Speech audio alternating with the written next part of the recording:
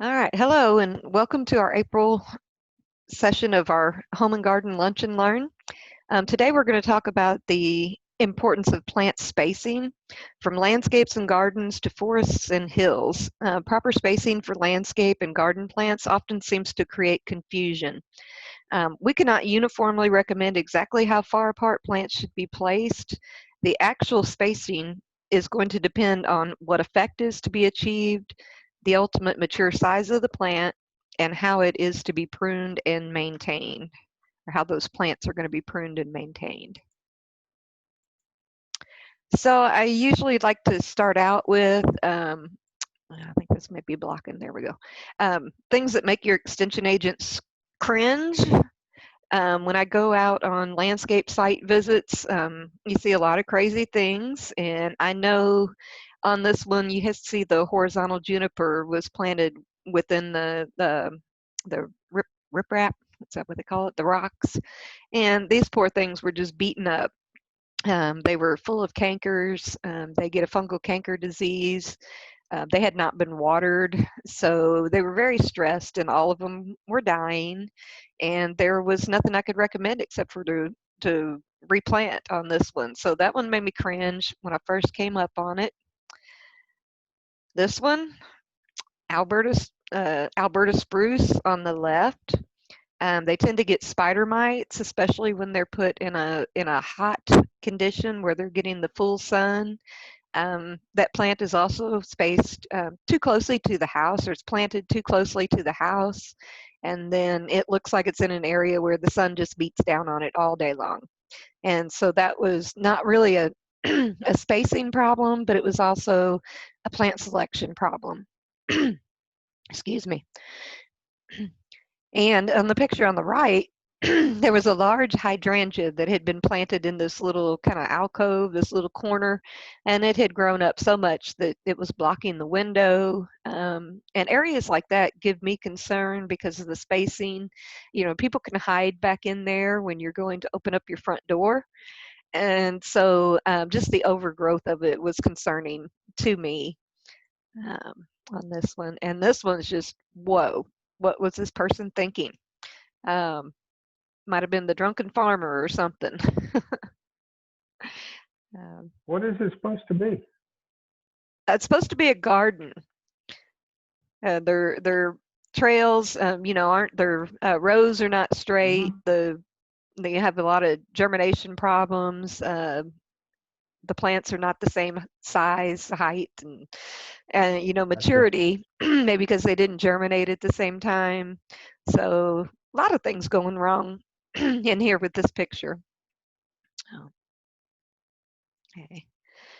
And this one here was another, and the picture on your left, there were rows of Leland cypress that were planted on both sides of the fence. I have to quit doing that with my mouse. Um, so they were backed up together, huge trees, and they started dying back, but they were just planted too closely. Some of these Leland cypress were planted on 10-foot centers, which is way too close together. These plants, will get up to 40-foot wide at maturity. And so planting them 10 foot apart, you're just scheduling yourself for failure. And with having them back to back, they developed the fungal canker disease. And a lot of them were having to be removed. On the right, you'll see an arborvitae. Similar to the picture you saw the Alberta spruce. This one was planted in, a full sun area. It's really too close to the house. It gets a lot of heat on this corner. And what you can't see is that the soils were very compacted. There were landscape barrier fabric and then mulch put on top of that. So it's not necessarily just the spacing. The planting conditions can be critical also. So with proper plant spacing, it is important because if the plants are spaced too closely, you're going to have issues with poor circulation, and this is going to lead to disease problems. Plants, whether it's a garden or whether it's your landscape, your windbreak, they need that air movement over their leaves to dry off the excess dew and water. and have that air circulation to reduce the humidity in the area. And if your plants are spaced too far apart, the garden's going to look sparse and the weeds will take advantage of those vacancies. So we're going to talk now about specifically trees and shrubs on landscape plant spacing. So the first thing you want to ask yourself is, will this plant fit into the landscape once it's mature? Will pruning be required to maintain this? If I plant this large tree close to the house, can I prune it every year and maintain it? More than likely not. Overgrown plants are going to deter from the overall balance and the accent of the landscape, and they may require drastic pruning measures to keep them out of power lines or from impending vision on streetways. I see it a lot on home visits with holly, Japanese yews, things of that nature being planted, like 3 foot from the foundation. Well, those plants are never going to have room to grow. I mean, you could prune the back of them, but they're always going to have problems. So if you're wanting a low maintenance landscape, you've got to do your research first and pay attention to the overall height and width in coordination with your landscape desires. Now this one here, oops. This one here, we're looking at a Leyland cypress again, and this is just kind of an example of when you put things too close to your house, they're going to grow and grow and grow. And so, and you can see in the back, I kind of put a big picture of a redbud tree kind of creeping over the house. But those little Leyland cypress and other shrubs, they look great when they're in the 1-inch pots or 4-inch pots that you buy from the box stores, but they're going to get big. That's why it's important to read those labels and make sure that you know what the mature size of that plant is going to be. As those cute little plants are going to grow to be a big problem in some cases. So your placement from the house or from other shrubs, you should calculate about 1/2 of the ultimate spread, or for 2 different plants, 1/2 of the total spread for both plants. So if you have a tree that says it's going to have a 30-foot canopy, well, that's its spread, its canopy spread. So on a 30-foot spread, you would want to plant it at least 15 feet from your house or from another tree. So small shrubs should be planted at least 2 feet, 3 foot from a house. Medium shrubs plant 3 to 4 foot apart. It really just depends on the mature size of the plant. And when we talk about planting on centers, okay, like if you have a shrub that's going to be 3 foot tall and 3 foot wide, then you make the center of the plant your starting point, and then the next plant is going to be 3 foot apart from that, and so on and so forth. So keep those things in mind. Large trees and shrubs should not be planted near the house. As I mentioned before, I see a lot of holly, Japanese yew, the green giant arborvitae, planted right up next to the house, and eventually they are going to cause problems with your foundation. Those roots can be aggressive, especially if the tree is happy where it's at and it's getting a lot of water and it's getting fed. Those roots can encroach your sidewalk, your driveway, and your foundation, causing damage. So don't plant them like you see the little barberry bushes there. Don't plant them right up against the house. Those need to be 3 foot to 4 foot away from the house. So that just brings your landscape planting out closer to your sidewalk. Essentially, I have a list of do nots here. On your large trees, do not plant trees near underground pipelines, septic tanks, walks or drives, or overhead wires. If you plant large trees near those power lines, the utility company is going to come in and chop them back, and you will not be happy with the results most times. So again, just be careful about your site assessment, and you can call 811, call before you dig, and get those utilities marked before you do go planting.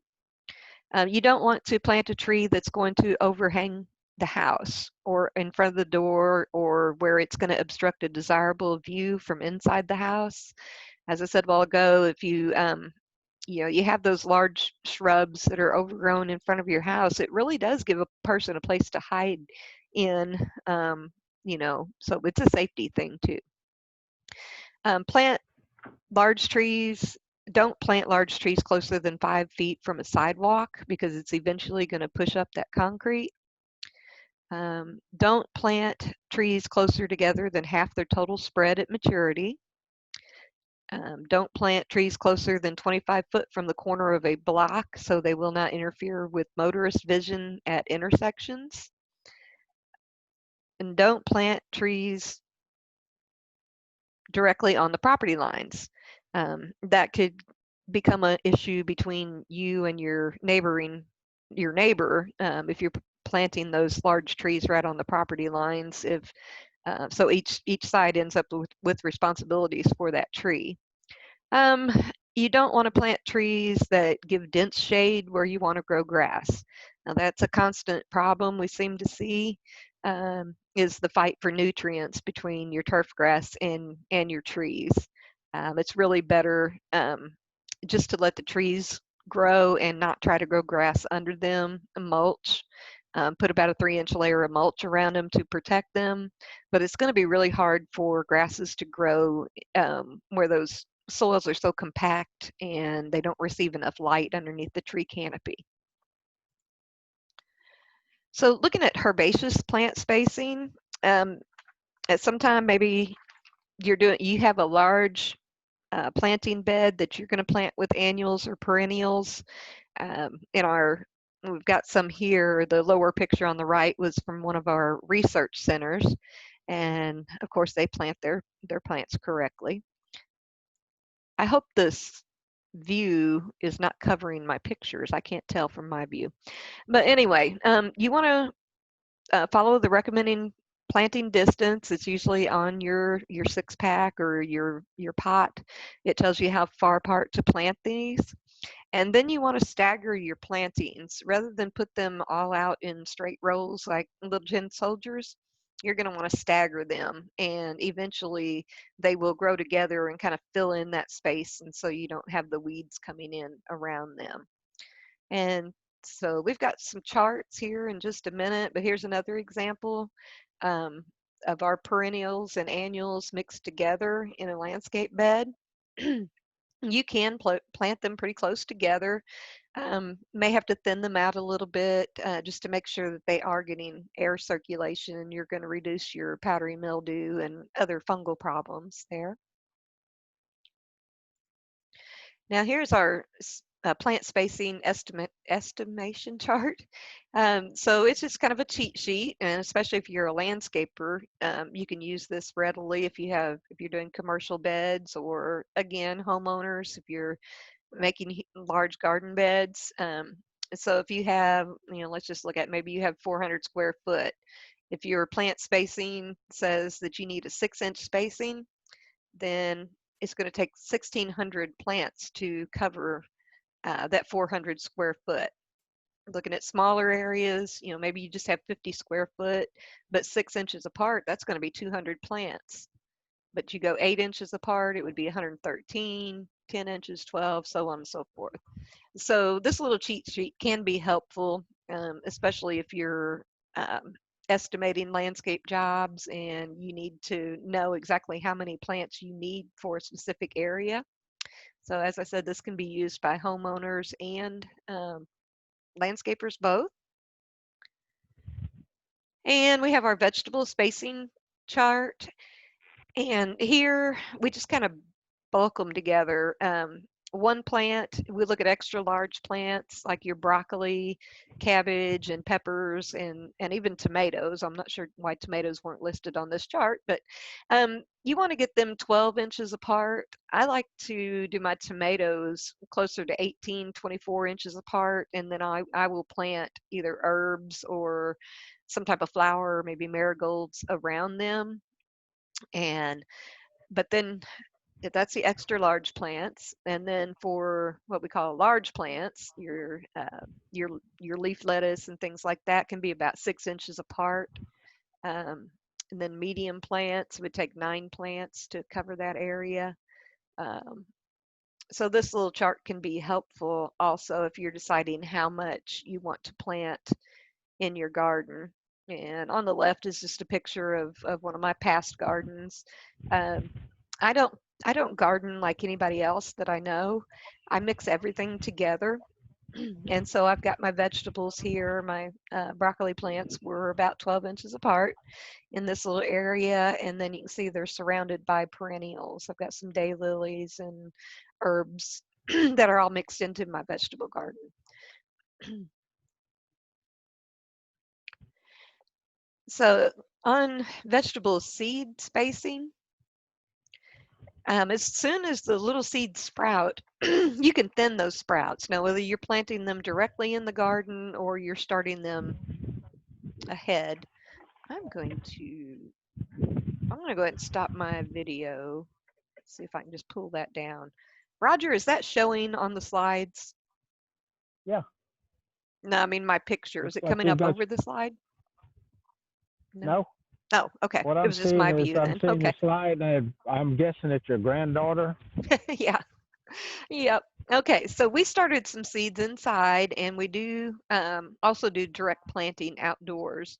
But for these little plants like cabbage and beets, Brussels sprouts, they can be started inside and kind of give you a jump when you put them out in the garden. I always have a problem with direct seeding beets and other greens because it seems like I always get, a hard rain right after I put them out, and then my rows aren't straight anymore and they kind of look like that picture that we saw earlier. So in this picture here, you can see this little lady is she's planting beet seeds, very carefully counting them out, putting them about 1 inch apart in the tray. And then on your far right, top hand corner, this is about 7 days after we planted. These are actually the Brussels sprouts that were ready to be transplanted. So I just dug those gently up and we planted them into a deeper container. So when you are transplanting, make sure you get, you have to be very gentle with them. Get down to the root system, and then you can see that they're kind of long and leggy right here, but they have a little root system on them. And then the last step was to put them into a deeper container. I dig all the way down to the bottom and stick that whole little plant, that little seedling down in there. So you basically just want the top leaves to be showing when you transplant. And that's not too deep because they're going to develop roots all along that stem. So so we'll let them grow a little bit longer and then they would be ready to move to the garden. Now, if you have started your seeds in the garden and like carrots and radishes and things like that, it's kind of hard to not just sprinkle them out there and go. So you can go back and thin those and just replant them right in the garden. Create a row right next to where you initially planted and just transplant those. Thin them out and move them to a new place. So why is all of this important? And this right here is a picture of it was at Brandon Hill Garden Project. And we were teaching the kids to measure in between the plants so that they had their plant spacing correct. Now, this is a teaching method. The kids are learning how to work in the garden. They're learning to use the ruler, kind of reminds them during the summer of things that they forget. But just to be precise and accurate and to plan your garden, I think this is important. And it's not just a vegetable garden. That physical work that's required by gardening promotes muscle development while teaching patience. Um, you get a chance to slow down and observe what's going on around you. And all the while, a knowledgeable teacher is using gardening as a basis for curriculum, incorporating science, math, language, cooperativeness, and respect for all living things. And I know as with our schools being out and so many people being at home, just don't forget that you can incorporate all these things into your child's learning by getting them outdoors and actively involved in the planting and spacing of the garden. And also because it's more than just a landscape.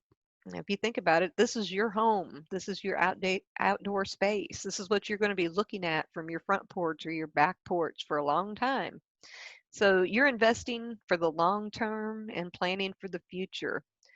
So, like I said, the view from the front porch. If you look on the left-hand corner, um, we sit on the front porch, and I have the peas trellised right there. So they give a little bit of a barrier as they get taller, but you can see further out. I've got cedar trees or junipers, and those are growing to be a screen, and we've got those placed about 15 to 20 foot apart, and then we've got some smaller different varieties in between there, and I've also put in deciduous trees, and that is so eventually we can have a barrier um, and some more privacy at the front of our house. And then I've got some irises here.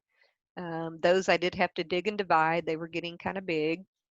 Um, and the backyard, I divided that into space too. We've actually fenced in the back part of our garden, and so we've got room for our chickens. And so that is a picture of 2 new landscape beds that I am working on. Very, very, very poor soil, lots of rocks. And so it's going to take some time to get that ready. And then down on the bottom, you can see this is just one example of my landscape. I call this Mama's Garden. And we've got some of the false cypress and there and the barberry, and the tree in the middle is my little Japanese maple that the master gardeners got me. So that bed is coming in good. I've been adding things to that as I go. It's about 4 years old, I think. That bed is about 4 years old now. Um, so think about the views, what you want to look for, and just remember that your plant spacing is important. So to summarize, the spacing of landscape plants makes the difference between a well-groomed yard and an overgrown jungle. Sometimes I have a mix of both. Plants spaced too far apart make the landscape look barren, and that also, anytime you have open soil, you have an area where weed seeds are going to come up. So either plant some type of ground cover or use mulch to cover those areas, and you'll have less weed problems. Um, think about your design. Put some research in it. Your landscape design. Just because you've got a new house does not mean that you have to throw out those plants, those permanent landscape plants, right at first. In this area of my house, I have amended that soil so many times that it is easily workable now. And that's been 5 years of incorporating organic matter and cover crops and digging that in. And now I'm finally ready, I think, to put in my more permanent shrubs. So your plant spacing, your landscape is going to differ according to the plant you use, from trees and shrubs to bedding plants and in specialty gardens. So just make sure that you're watching your spacing of your plants. Make sure they've got good air circulation. That's going to cut down on your diseases. Look at the mature size of plants. I think that's the most important point that I wanted to make today, because it seems like when I go on home visits, a lot of trees are just planted in the wrong place. And so, we end up with those overgrown trees and such like that. And I wanted to remind everybody that although the Extension office is closed, we are still working to serve Montgomery County. You can call or email us and we will get back to you. Our phones, when you call the office, that goes directly to our home phone or cell phone. And so we'll get that call and get back with you if we don't reach you the first time. My email is down at the bottom, and our link to our Montgomery County page is there. I've set up a horticulture page, so if you want to go in, when you go into the main Montgomery County Extension page, click on the horticulture tab, and that will lead you into more information about master gardeners and home garden, and beginning farmers, that type of work that I do also. Okay, do we have any questions? Nope. Nope. I will tell you, I was sitting out here in my swing in my next to my shade garden, and as you were talking, a tick dropped down on my arm. Oh no. Yes, the ticks So are they're out. out early. Yes, they are out early. Yes, they are. Okay, well, Roger, thank you for joining in today. Appreciate your participation. And this video will be recorded and posted online. Thank you, Carla. You have a great day. All right, you And do too. send me the newsletter. Okay, will do. Will do. Bye. Bye.